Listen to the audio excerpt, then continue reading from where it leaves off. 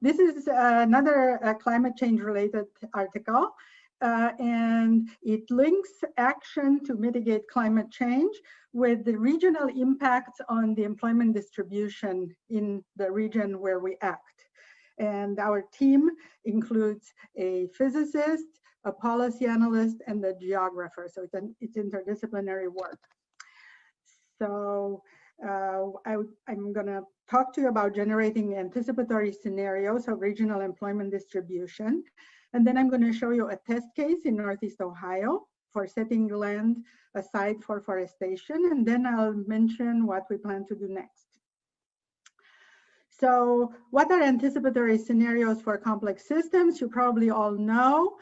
They are tools for exploring what might happen if we do nothing or we intervene. To illustrate this, we're looking at localized policies. Somebody in an economic region does something in one city, but we think it may affect the entire region in time, in specific cases, and it may create winners as we intend, but it also creates losers, and we want to know where and what losers, what winners, and can we see predictable surprises coming, in the sense that there is a negative impact and we would like to anticipate it and maybe mitigate it before we implement the policy. So our spatial jobs location model that we're using in order to explore this problem basically says an economic region's localities form a network. So what happens in one place affects another place. And in time, jobs migrate from less desirable places that have market potential below average to more desirable places that have market potential above average. And I'm going to show you how we define this. So to generate the scenarios that we're going to look at, we compute yearly for each of the localities in the economic region its proportion of the total number of jobs in the region. We do this yearly, so it changes from year to year. So in the model, we assume that the jobs migrate as I described, and we are saying that at any place or locality X, the rate of change of the proportion of jobs in the region is given by the formula that you are looking at, where delta T and tau are taken here to be 1 year, the time period that we're looking at.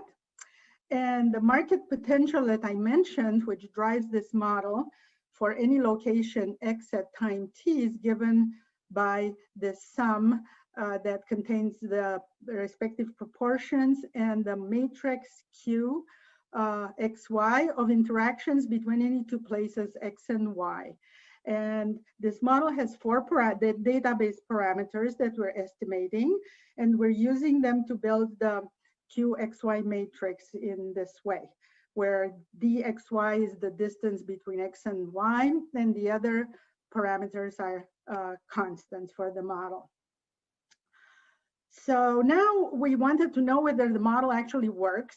So we validated it on the Northeast Ohio economic region by using data from 2001 to 2015 for jobs at each locality out of the 261 that there are in the region. And we used the first 2 years to estimate those four parameters that I just showed you. And then for the years 2003 to 2015, we compared our predictions to the actual data. And you see in the leftmost corner, the actual proportion of jobs in each locality. And then in the rightmost corner, you see the model predictions. So they look pretty close, right? But we wanted to know whether they really are, and we computed the correlation. So each point in time, we correlated the 261 localities between predicted and actual. And you can see that in the year 2015, the correlation is still more than 0.98. So we got courageous and said, how about we look at forestation for climate change? And we know that it is part of the 2015 Paris Agreement. And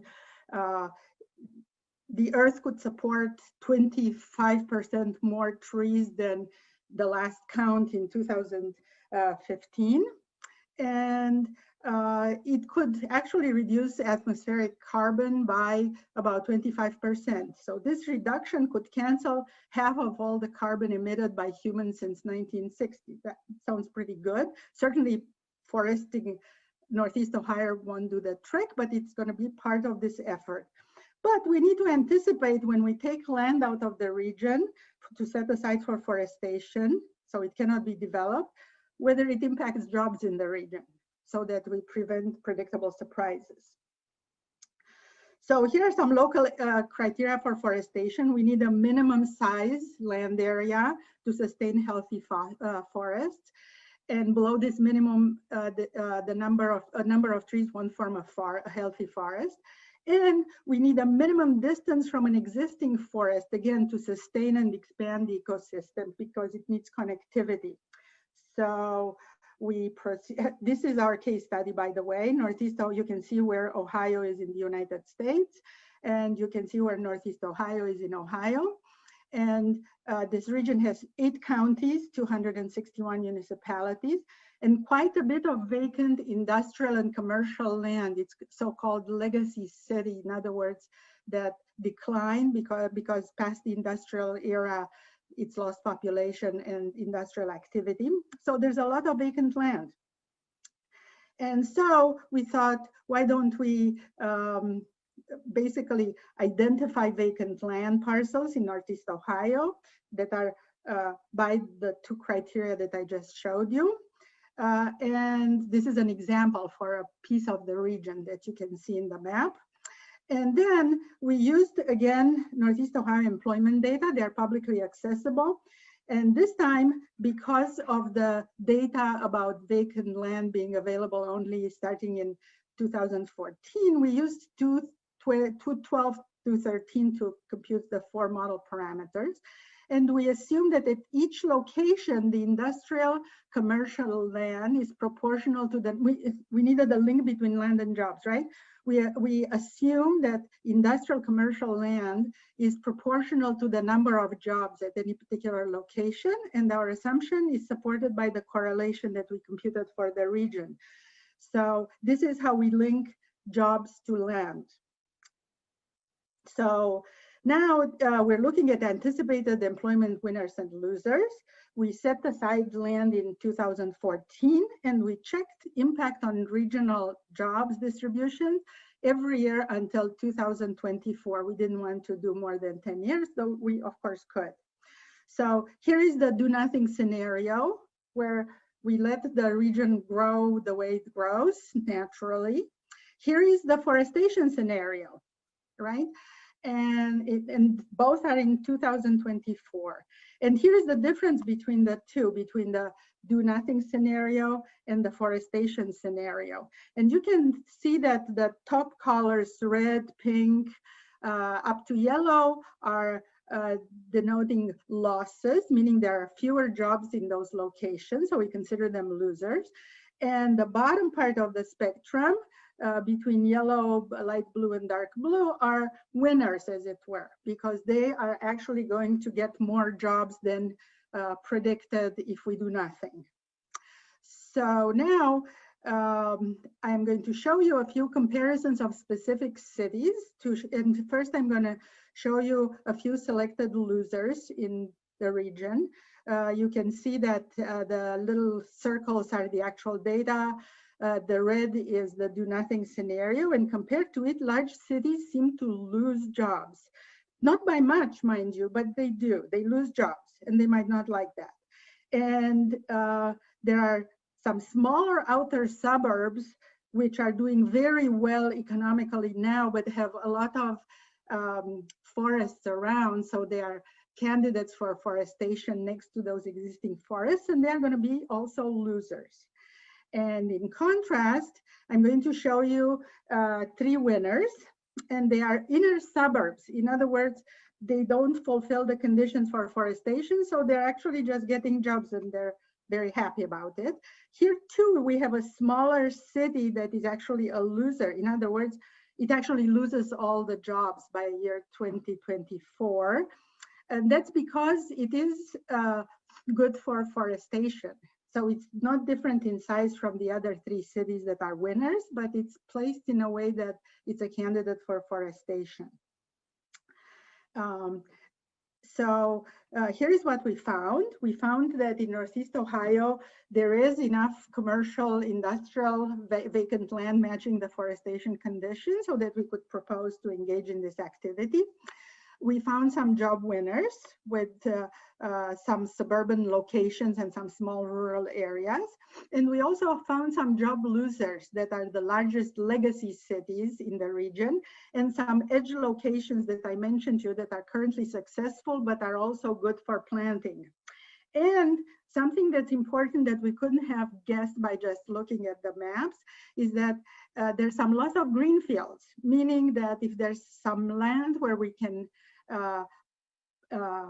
plant trees, but there's also some economic activity, jobs will go to those places. And that's a loss of pristine, nice places that might not be doing very well.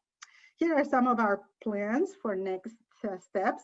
We're going to test land set-asides at different levels and in steps to see if we can mitigate the losing or even increase the winning. We are going to expand to some residential vacant land, maybe, just to see what the impact is.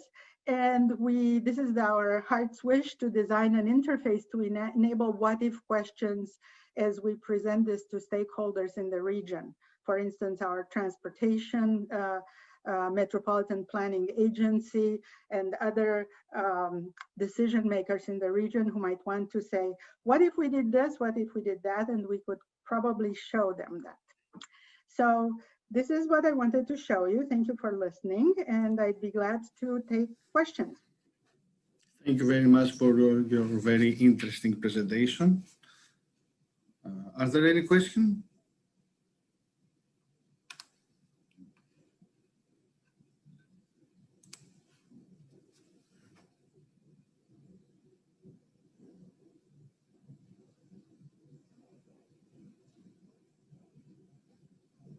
Can I ask?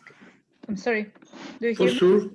I just want to ask if I understood this right. So what you're showing that if you're doing forestation, you will probably in some places will need to insert or find ways to find new jobs. Is that? Thank you for the question. We're not talking about how to mitigate. We're saying, watch out, these places are going to lose jobs. And the policymaker who is trying to maybe plant trees on the outside might notice that Cleveland is a loser. This is the biggest city in the area, and might say, whoa, wait a minute, nobody's going to let me do that. Let me see if I can do something about it. But that's not part of our model unless we get specific data, and then we can run the model with that assumption. Okay, but your model can be used for that, so you can go with that and say, okay, but here you will have to do also this in order not to lose jobs. Right. Okay. Exactly. Okay. Thank you for the question. Yes. Thank you.